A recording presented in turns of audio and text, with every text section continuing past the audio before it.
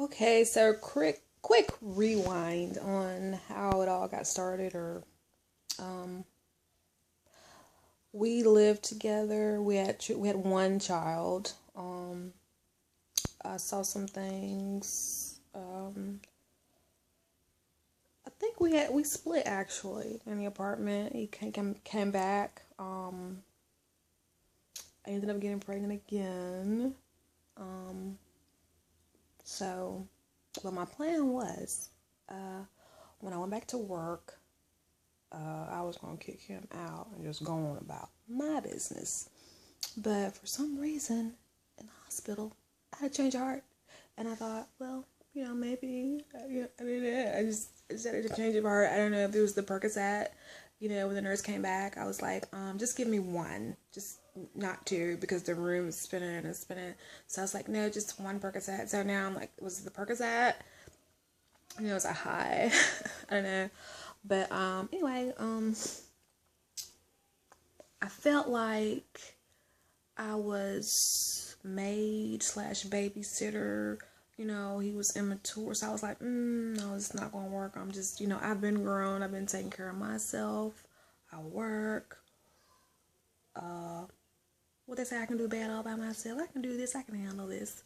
So another thing for you girls out there, like I say, pay attention. If he's currently telling you, I'm on my way, and it's hours later, you know, red light, red light. And the other thing is, they get off work, they don't call to check, do you need anything? I'm gonna go shoot some hoops, but I'm just calling you to see if you need anything. Y'all good? Before I go, when they just go and don't even call you, you're insignificant. You don't matter.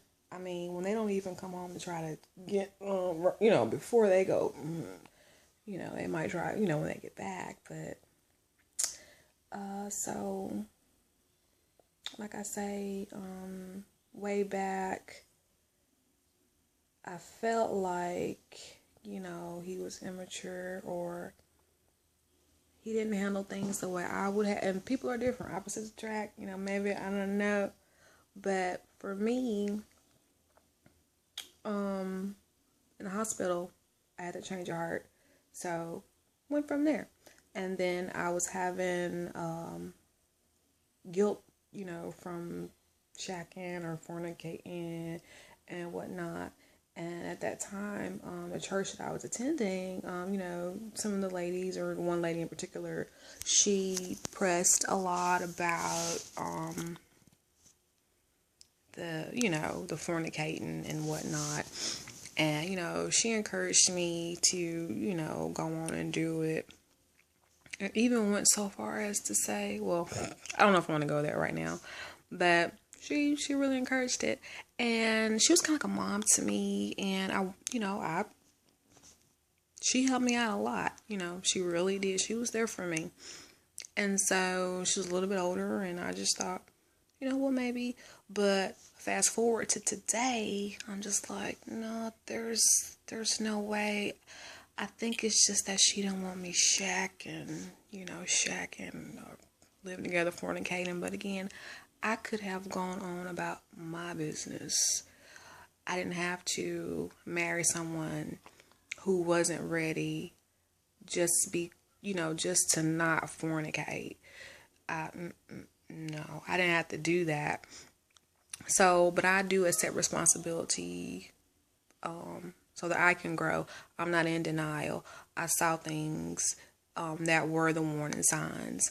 But at the same time, I gave him the benefit of the doubt. Too many benefits of too many doubts.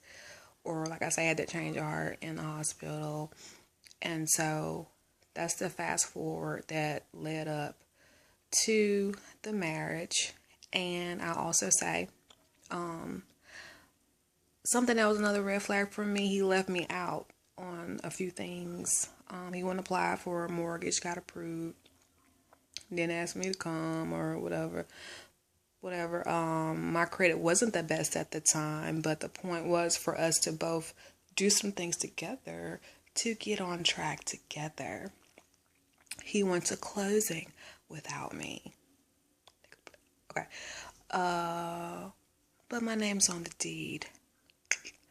But in any event, when someone is for real and they want to go on this journey with you, they're going to do these things together. They're going to include you.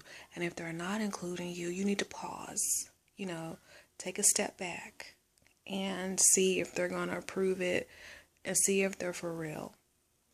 Pause. Don't continue. Don't keep going. So, and on the next video, I think I'll talk about boundaries. I set up lots of boundaries. Boundaries were there. He didn't have the boundaries that I had. So, we'll talk about boundaries in the next video. Holler.